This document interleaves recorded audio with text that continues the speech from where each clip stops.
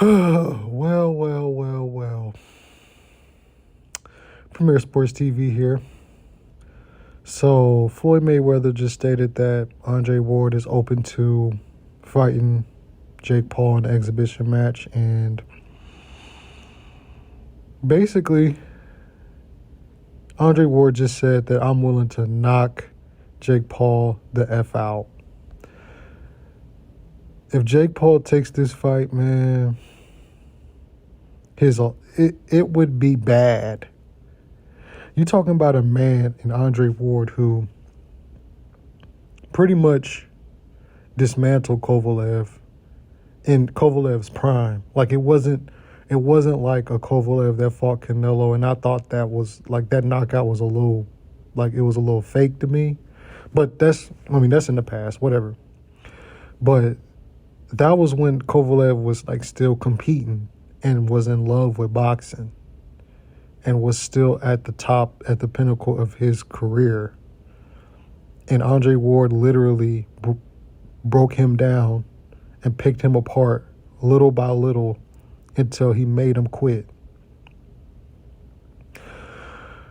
So imagine what he'll do to a novice who hasn't fought not one boxer. And we're not talking about sparring. Sparring, that's cute. Everybody spars. But I'm talking about literally getting in the ring under the bright lights against a man who has fought his whole life and hasn't lost basically his whole life. You know what? Jake Paul, you got it. You got it, Jake Paul. Jake Paul, hey, get in there, man. You can win. Hey, Jake Paul, you got it, man. You got it. So, hey, Jake Paul, you could beat him, bro. We want to see it. You could make a lot of money because it's a name. He old, man. He old. Jake Paul, if you listening, man, you got it. You got it, man. Just do it. Just get in there and just don't think. Just go in there, get your money, and take care of business, man. We on your side. Yo, y'all want to see somebody get hurt so bad.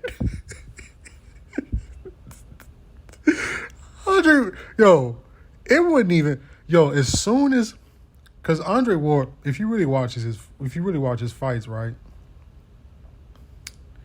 His jab is really his go-to punch. Like once you feel a man's jab and you get hurt by his jab, because it's something that you've never seen before, like you've never tasted that before in your life. And he's not even a power puncher, but like he just knows how to set up punches to where you can't see them coming. And you just out there. You basically just out there in the Serengeti trying to maneuver lions and stuff. It's only a matter of time before it's like, you know what? Man, let's get this over with. So, hey, Jake Paul, hey, if you listening, man, you got it. Hey, get your payday, man. Cash out. Andre, he old. He ain't been in the ring. He ain't training. You know? He don't got no muscle memory. He don't have no muscle memory from fighting at the top level his whole life. Winning gold medals. Won a last American to win a gold medal. Retired undefeated. Won the Super Six. And made it look easy. It was tough fights in there. It was tough fights in there, but it wasn't like crazy to the point where it was like taxing on his body, but it was some dog fights in there. Mikhail Kessler was a good fight.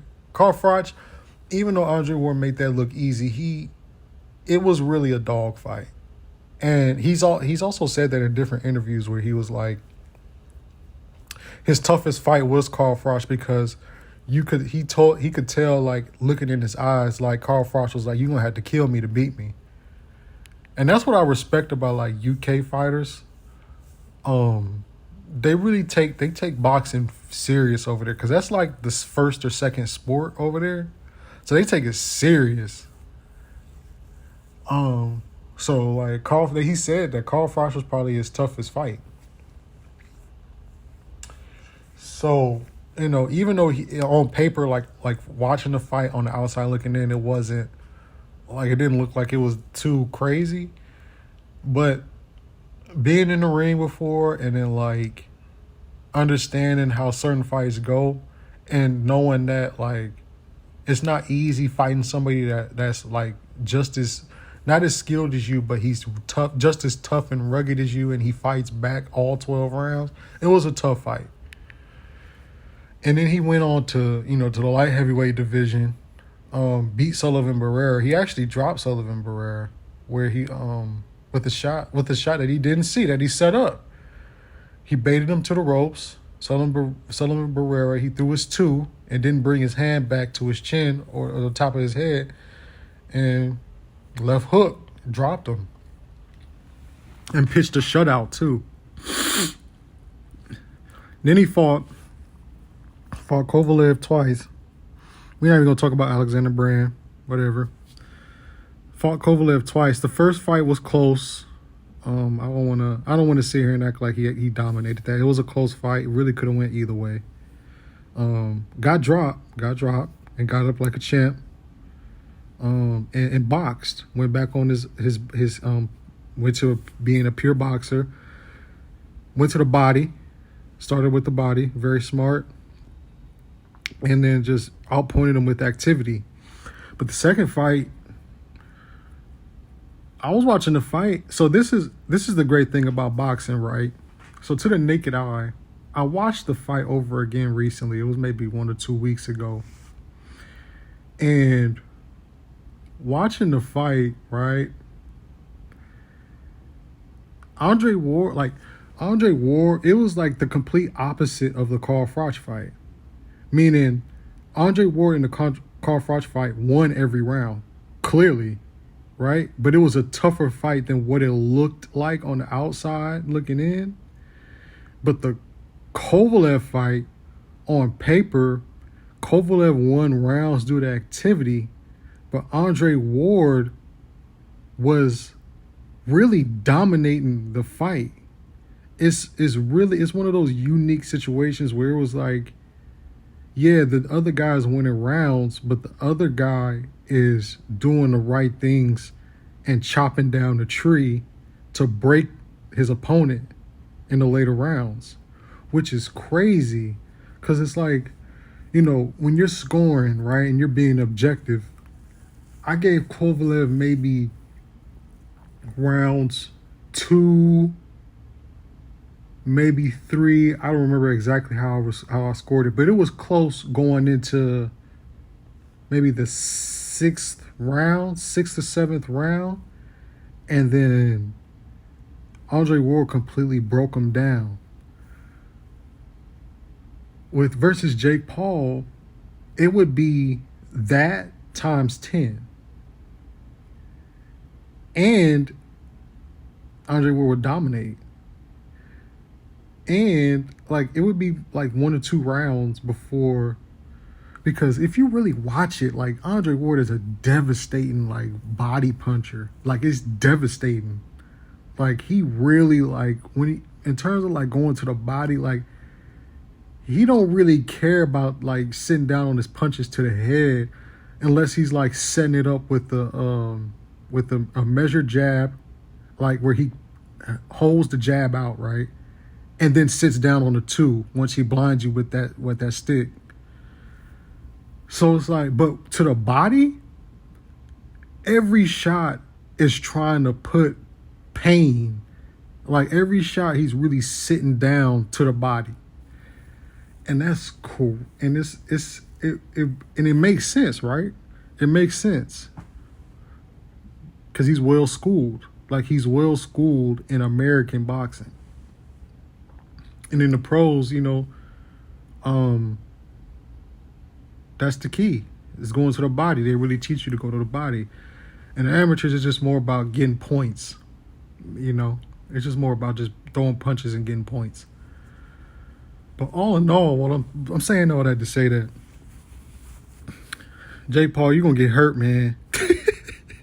Hey, but you'll get paid.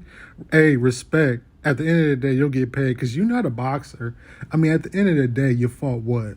He fought a basketball player that's never boxed. Fought a basketball player that never boxed. He trained for like 2 weeks.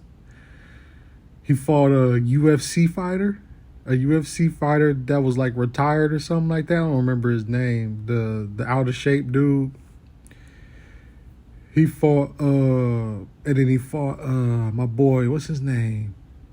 Dang, what's his name? Oh my goodness, I can't believe I forgot his name. The dude he knocked out last. He fought him twice. The dude with the beard. I'm sorry, I'm not a UFC fan, so I don't really know, like I don't know nothing. I don't know people's names off the top of my head, but like the dude he knocked out. So if you get in there with a guy that really, he's not, I mean, he retired, but it's only been a couple of years. Like, it's not like he just straight up, like he's just old. It's not like you boxing like maybe who's like super old, like Floyd Mayweather Sr. like it's not an exhibition against Floyd Sr. It's not an exhibition against like I don't even know who's super old. Well, shit, Mike Tyson. Mike Tyson still got some squabbles though, but Mike Tyson still got some power. He went up in there with Roy Jones, but either way, man, look, if this actually happens, Jake, just make sure you get all the money because it's over. The first L you take, it's over. It's over.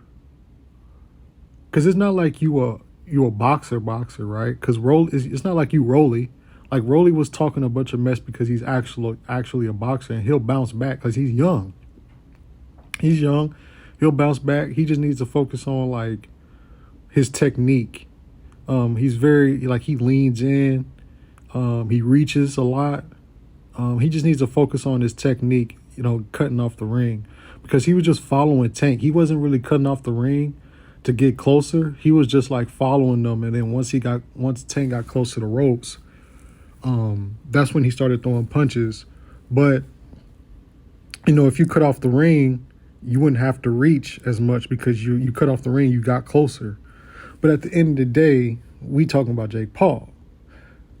It's not like you're not Rolly. You don't have a promotional company. You're pretty much your own promoter, right? Rolly's with Mayweather. Mayweather's gonna put him in fights where he could bounce back pretty quickly. Like really, Rolly, he'll be back in the mix in like all he needs is about 4 wins. All he needs is about 4 wins. That'll take him maybe 1.5 years, 1.5 years, maybe 2 years. 4 wins, 4 or 5 wins. He's straight. Especially if he gets all knockouts, he'll be right back in the mix. But he really needs to focus on his skill. But you don't have that promotional company, like that promotional team that has your back. You know what I'm saying? So it's just like, just cash out, man, cash out, cause like it's over, it's over, it's over. You get in the ring, it's over. Oh, hold on, wait, I'm sorry. No, you got him, Jake Paul. Get in the ring, dog. You gas him. Hey, if you listening and you on Jake Paul's team, hey, gas him, bro. Gas him. Get paid, man. Get paid. But Premier Sports TV here, I'll holler at you, man. But Jake Paul, hey, get in the ring, bro. We want to see it. Do it for the fans. I'll holler at you.